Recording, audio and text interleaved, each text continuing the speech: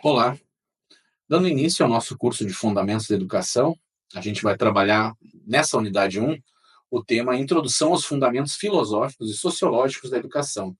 Eu vou dividir em dois vídeos explicando essa unidade um, esse tema central que vai relacionar, vai estudar um pouco a questão da educação contemporânea, vai estudar um pouco o que é a filosofia, os pressupostos da filosofia, tá ok? Então, o elemento central inicial da nossa videoaula de agora é um pouco estudar a filosofia e pensar a filosofia como uma atividade humana, né? E o que significa pensar a filosofia como uma utilidade humana?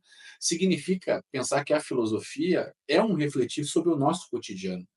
E a gente poderia dizer, sem sombra de dúvidas, que a filosofia é uma atividade que nós fazemos querendo ou não.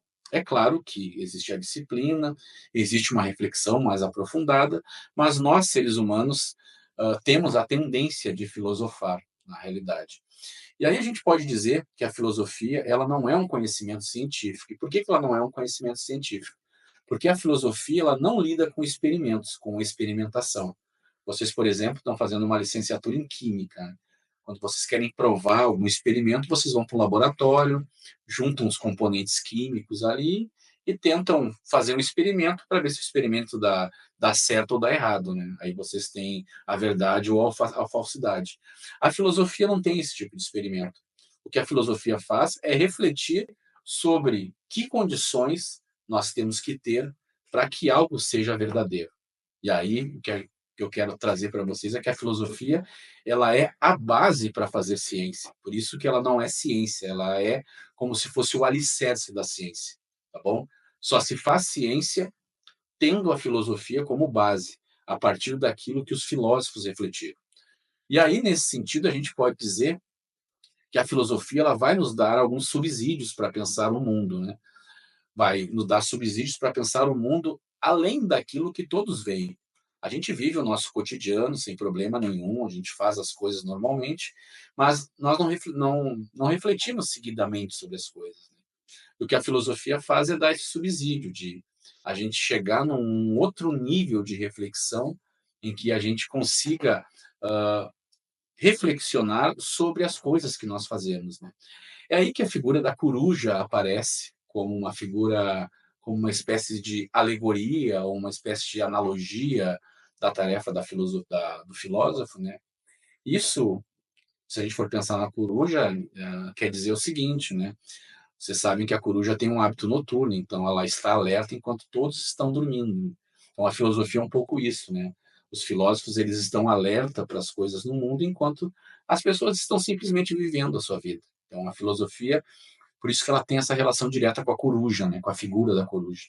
E aí é importante, se vocês quiserem, vocês acessarem no slide, aí, no PDF, se vocês clicarem nesse link que tem na parte inferior direita do slide, vocês vão ter acesso a um vídeo do YouTube que vai ajudar vocês a pensar sobre isso, sobre essa figura da coruja.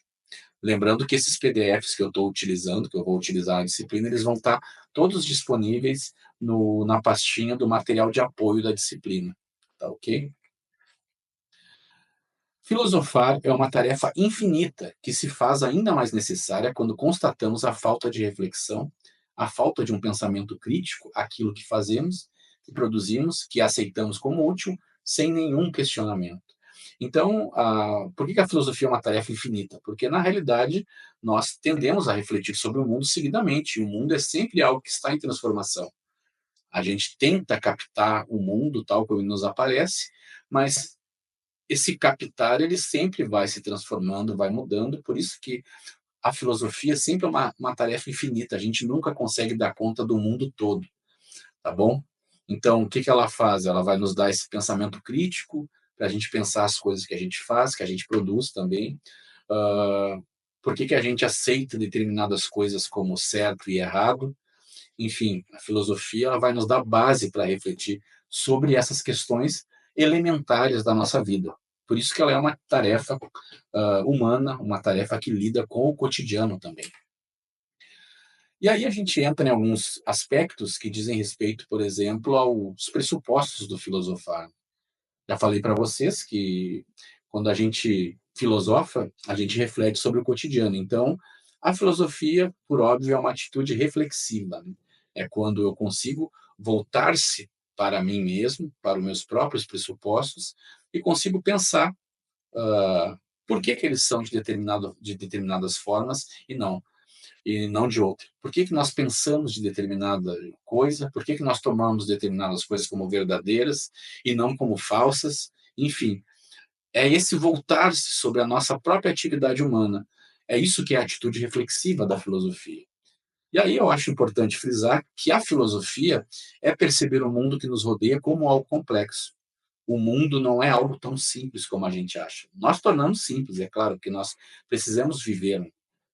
A vida, às vezes, ela é tão pesada que a gente precisa viver as coisas de forma mais simples, né? Mas filosofar é um pouco essa atividade de refletir sobre a nossa existência e pensar o nosso mundo como algo um pouco mais complexo do que aquilo que a gente acha que é, tá ok? Então, a filosofia tende a complexificar as coisas, né? Tende a ver as coisas que nós fazemos como coisas que podem ser questionadas, tá bom? Na nossa apostila, no e-book, tem uma seção em que os autores falam sobre um filósofo chamado Martin Heidegger, e se vocês quiserem ter mais informação sobre esse autor, basta clicar no link na parte inferior direita do slide, que vocês vão ser direcionados para um vídeo no YouTube. A civilização do descartável não está acostumada a perguntar pela importância das coisas em si mesmas, mas pelo seu grau de utilidade. Aqui a gente tem dos autores uma certa crítica ao modo como nós reconhecemos a nossa própria existência e como é o nosso mundo contemporâneo. A gente só valoriza aquilo que é útil. E normalmente aquilo que é útil porque tem um valor que a gente pode dizer até mesmo financeiro, tá bom? É por isso que a filosofia, em certo sentido, ela pode parecer algo que não tem muita utilidade, porque se ela reflete sobre o mundo, reflete inclusive sobre aquilo que nós achamos que é útil, fica difícil dizer que ela tem uma utilidade, né? Mas os autores, e aí no próprio texto, eles trazem alguns princípios, algumas definições de outros filósofos, né? Eles dizem sim que a filosofia tem uma utilidade. Primeiramente, a utilidade é enxergar um palmo diante do nariz, que é uma definição que aparece no texto.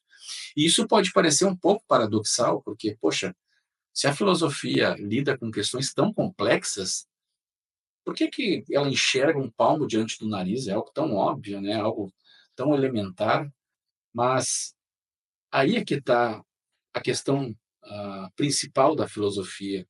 Ela não lida apenas com questões abstratas, profundos, grandes questionamentos, ela lida com a nossa própria existência. E nós estamos tão embrenhados na nossa vida que a gente nunca para pensar sobre a vida que vivemos, né? Ele até faz uma analogia dos peixes no aquário, né? Os peixes no aquário, eles sabem muito pouco sobre a água. E a água é o lugar onde eles vivem, na realidade. E é um pouco isso, a filosofia, nós vivemos um mundo que nós sabemos muito pouco sobre esse mundo que nós vivemos. Por isso que a filosofia, ela nos ensina a enxergar essa coisa muito mais próxima, né, da gente. E aí ela vai ter, sim, uma utilidade. E é uma utilidade que não é essa utilidade de que você pode conseguir alguma coisa com ela, algum bem financeiro. Mas ela vai te dar algumas bases. Você consegue abandonar preconceitos, você consegue não aceitar ideias dominantes, não aceitar verdades como absolutas, opiniões como absolutas. Então, essa é a utilidade da filosofia. Não é uma utilidade financeira ou que você vai ganhar alguma coisa material em troca. Mas sim, você vai ganhar alguma coisa, você vai ganhar uma habilidade para compreender melhor o mundo e, obviamente, ter uma vida que a gente diria na filosofia digna de ser vivida, né? Que é uma vida em que a gente reflete sobre ela, não faz as coisas sem pensar. E aqui eu acho que a gente tem mais uma definição que é importante, né?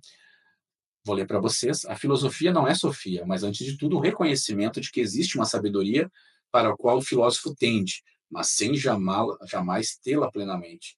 O que significa isso? Significa que o filósofo em si ele não é o sábio, ele é o sujeito que busca a sabedoria. E buscar a sabedoria é uma tarefa infinita. Não é à toa que o Sócrates dizia, né, que dizia o famoso só sei que nada sei. E o que significa esse só sei que nada sei?